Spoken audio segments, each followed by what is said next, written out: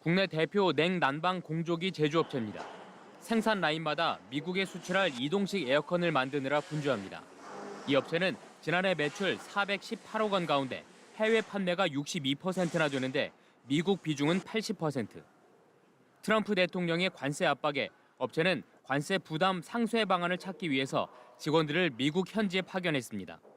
현지 바이어들과 평소보다 빠른 시기에 추가적인 발주에 대한 논의를 진행할 예정이며 원가 절감 노력으로 고객의 부담을 덜어드리도록 할 예정입니다.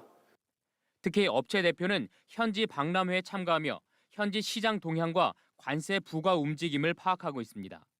원하는 그런 제품들을 우리가 충분히 만들 수 있으니까 급식하지 말라는 그런 말씀을 드렸습니다. 한국도 부과할 가능성이 높기 때문에 가능하면 오더할 수 있는 제품들 빨리 오더해서 빨리 출하하자고. 또 해외 법인을 미국의 관세 부과 대상국이 아닌 나라에 설립할지도 검토 중입니다. 여기에 트럼프 대통령이 미국으로 수입되는 모든 철강과 알루미늄 제품에 25% 관세 부과를 발표하면서 업계는 긴장하고 있습니다. 스테인리스 파이프와 자동차 부품, 의료용 튜브 등 철강 가공품을 생산하는 업체. 특허 기술 등으로 만든 이 제품들은 모두 미국으로 수출하는데 25% 관세 부과 발표에 부담이 이만저만이 아닙니다.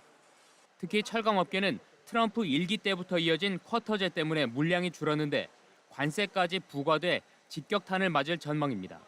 200톤 정도 수출되던 것이 커터증을 받아가지고 100톤 정도로 줄었습니다. 관세가 20%든지 25% 적용이 된다 그러면은 지금 상당한 타격을 입게 되죠. 물량도 못 나가고 가격 경쟁력도 없어지고. 경남의 수출 기업은 대기업까지 모두 4,700여 곳으로 전국 약 5%를 차지합니다.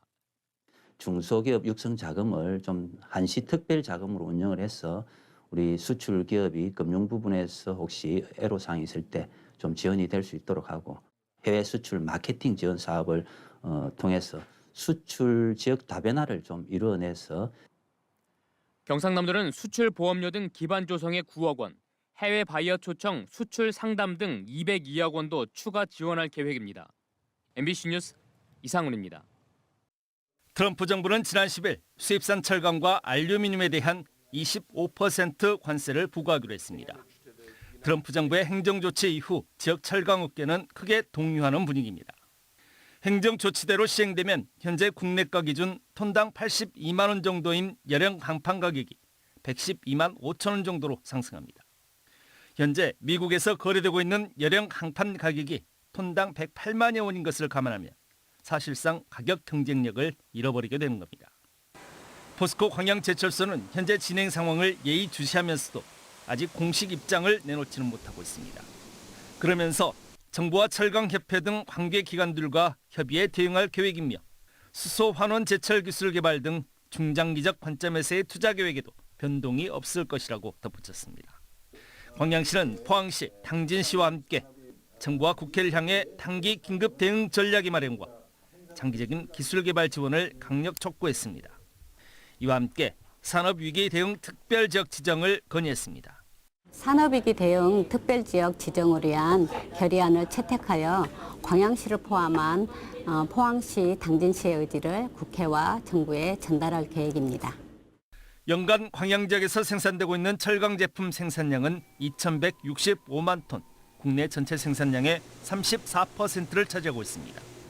정부와 국회 차원의 적절한 대응 부족으로 미국의 관세 폭탄이 현실화할 경우 지역 철강 산업 관련 기업 360여 개소를 포함한 지역 경제 산업계 전반에 또 한 차례 큰 위기의 파고를 피해가기 어려울 전망입니다. MBC 뉴스 김주입니다. 트럼프 미국 대통령이 철강과 알루미늄 제품에 25%의 관세를 부과하겠다고 서명한 행정명령은 한 달 뒤부터 효력이 발생합니다. 우리나라는 미국의 철강 수입국 가운데 네 번째로 많은 9.7%로 수출 전선에 먹구름이 끼었습니다. 중국이 과잉 생산한 자국 철강 제품을 덤핑에 가까울 만큼 밀어내기식 수출에 나서면서 일부 공장 폐쇄와 감산에 돌입한 포스코와 현대제철은 이번 미국의 조치를 충격으로 받아들이고 있습니다. 이강덕 시장은 여야 정부를 막론하고 이 상황을 엄중히 받아들여 특단의 대책과 지원책을 서둘러 마련해야 한다는 호소문을 발표했습니다.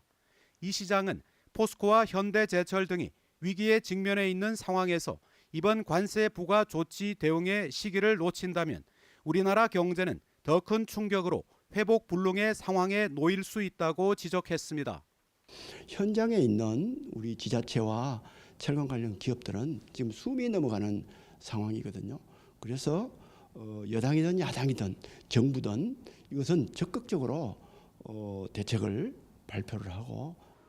더불어민주당 이재명 대표도 국회 교섭단체 연설에서 우리나라 주력 산업인 철강과 석유화학이 위기를 맞았다며 해당 지역에 산업위기 대응 특별지역을 선포해야 한다고 말했습니다. 관련 기업들이 폐업하면 지역 경제가 쑥대밭이 됩니다.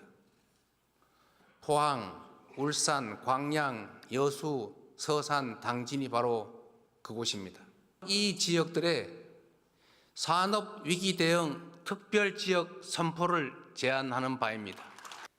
철강과 더불어 포항 경제의 축인 2차 전지도 고전을 면치 못하고 있습니다. 지난해 영업이익 마이너스 3,145억 원을 기록한 에코프로는 올해는 기필코 턴어라운드를 노리고 있습니다. 25년 상반기부터 전기차 등 전방 산업이 점진적으로 회복세를 보일 것으로 전망하고 있습니다. 에코프로는 원가 절감을 통한 수익성 개선과 헝가리 공장 준공 등 현지화 전략으로 영업이익 개선을 기대하고 있습니다. 철강과 2차 전지 위기는 우리나라 전체 산업 경쟁력을 좌우할 중차대한 문제여서 탄핵 정국에도 불구하고 여야정 맞춤형 대응 전략이 시급합니다. MBC 뉴스 김기영입니다.